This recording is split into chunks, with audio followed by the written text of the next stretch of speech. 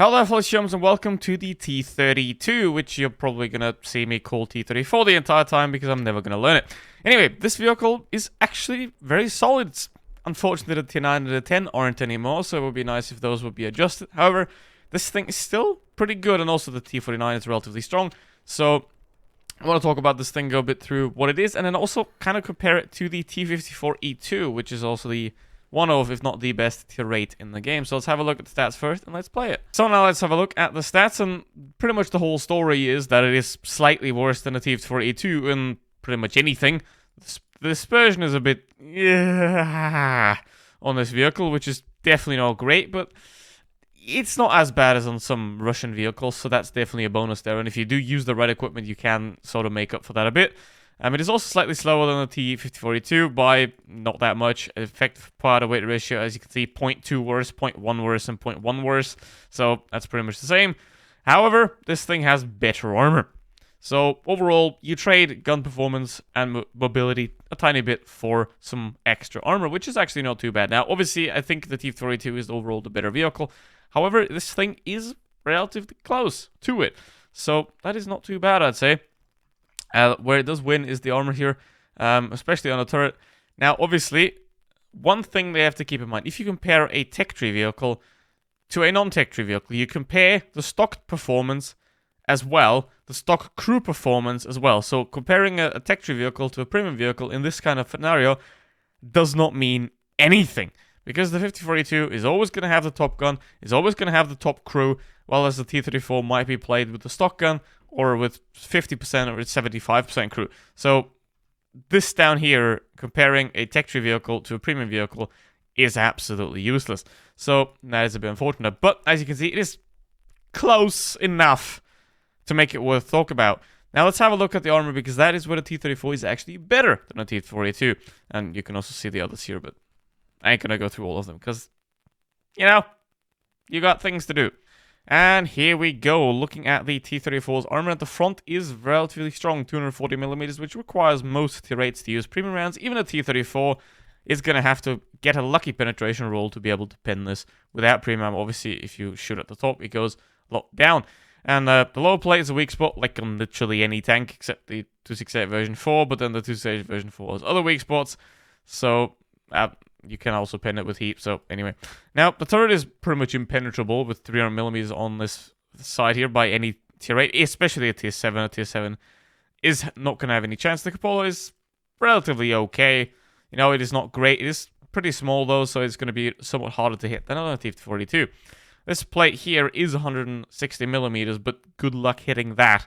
It is doable, but especially if you're using the gun depression, it is completely obscured.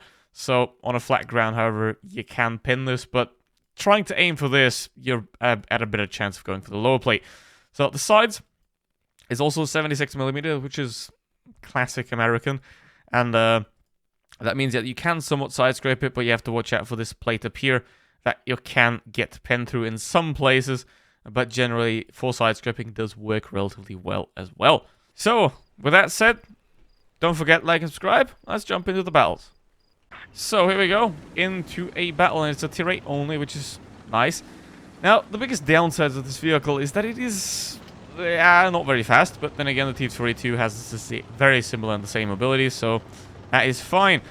The problem is the traverse speed more often than the actual, well, forward speed, so, and the accuracy. Those are the two biggest downsides, the traverse speed and the accuracy of this vehicle. And the bonus is you get more turret armor, essentially. And tiny bit more hull armor on the front as well, but you're not going to notice that too much. So, here we go. Obviously, we're not going to go over on that side, because that is bad. You don't go there.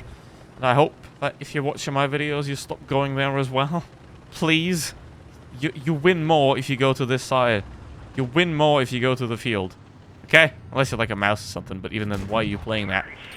So here we go. I'm going to use the train to my advantage.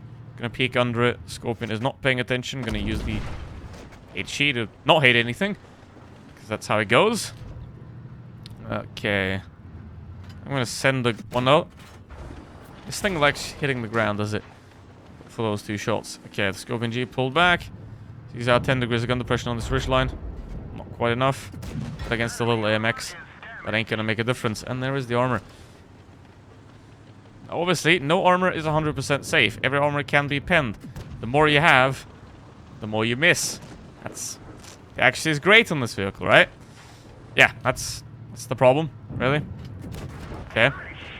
We go 9 damage, and I'm playing from the side here. Like, I pretty much do this all the time, you know, because why throw away my hit points when my teammates are gonna throw theirs away anyway?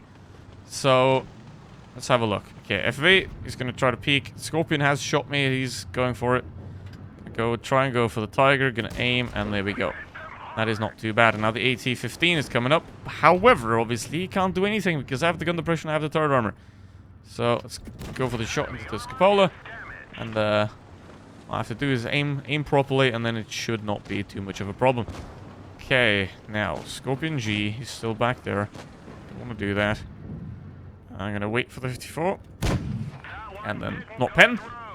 I mean, this thing used to have 198 millimeters of penetration, which made it quite a lot worse. Now has 218, which I think makes it a very solid vehicle. And the problem now is, though, while this and a T-29 are cool tanks that can be worth grinding, the M103 and the E5, especially the E5, just aren't worth it, unfortunately, anymore.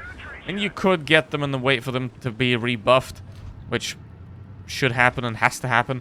But yeah, it's probably not going to happen in the end because Wargaming, they like their premium tanks, so they had to nerf the E5 so that you buy more Chieftains and more Super Conquerors. That's the only reason that they could have done it, because any other reason is stupid. So let's have a look at the AT. Gonna use the armor there, why not? Now got those 2 light tanks that have no hit points left, and that's 3k damage, which is, I think, relatively solid. If we can get another shot on the Scorpion G, that would be a bit better to make this a worthwhile experience. But let's have a look. He's probably going to get shot, and now we're going to have to... There we go. Beautiful. And now we got 2 pesky light tanks left alive that are doing something, and obviously at this point, for them to cap, that's the worst thing they can do, because capping basically just instantly announces where they are. So I wouldn't have done that. So if you're a light tank, just run in a situation like this. Try to get to the sides of the map, and you know, ideally fight a tank with horrible accuracy, because then you can do that. But overall, this is a very solid vehicle. Let's do another one. So here we go into the second one with the T-34, and obviously check out the links in the description if you want to.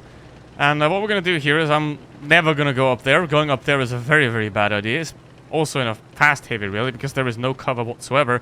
So that is a pretty bad idea. And especially if you have some guy that is crazy enough to do this, you're going to get spotted, and you're probably also going to get shot. So yeah, don't recommend doing that at all. And they're going to go up there, and once they're up there, well, they're up there, and that's about all they can achieve, and that is pretty much nothing. Because once you're up there, you're basically a tank destroyer, so it's not great. Don't go there. Okay. Let's have a look. What can we do from here? Obviously, those guys are not going to have pretty much any impact unless that O-47 decides to give them free damage. So it's going to have to look if we can get something on that M41D, because he seems to be very, very happy to deliver some damage to me. Never mind. Still peeking though. That's a bit odd. Does he not know that he's exposed, or he probably doesn't know? Okay, there we go. Problem solved. And that leaves a CDC that is gonna do the same thing as well. Someone just missed him. What are you doing, guys? Come on. Can't be that hard.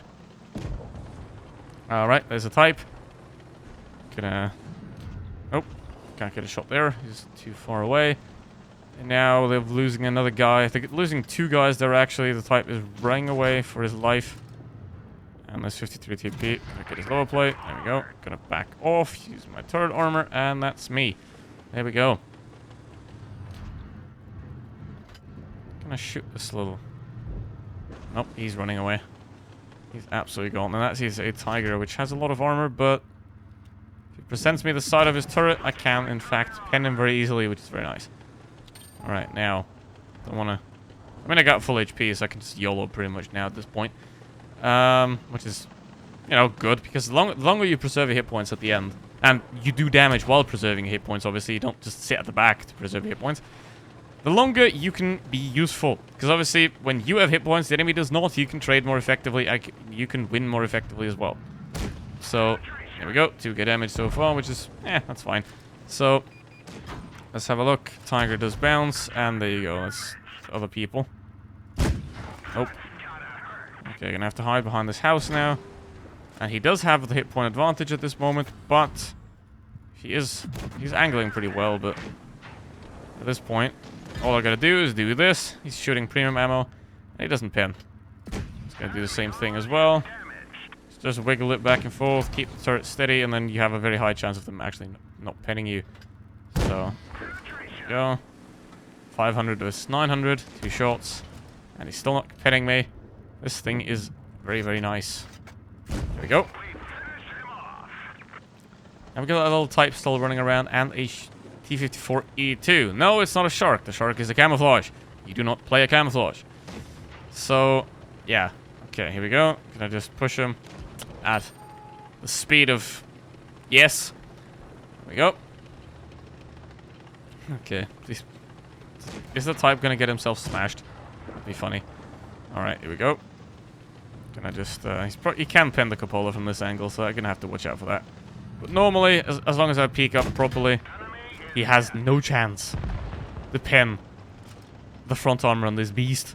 And that's 3.2k damage again, which I think is pretty solid. So, overall, what I would say, this vehicle is good, and I can recommend getting it. The problem, though, is what leads on from it, is the M103 and the E5 are somewhat disappointing. So basically, if you have nothing to do, then T29, T34, I think they're the great tanks to hold on to. You can go on. The M103 is fine, but the E5 is just very, very disappointing now.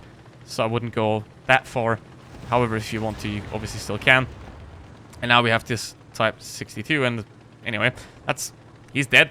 But that is it for today. Thank you very much for watching. Really appreciate it. Hope you enjoyed. And as always, see you for the next one. And don't buy crates as well.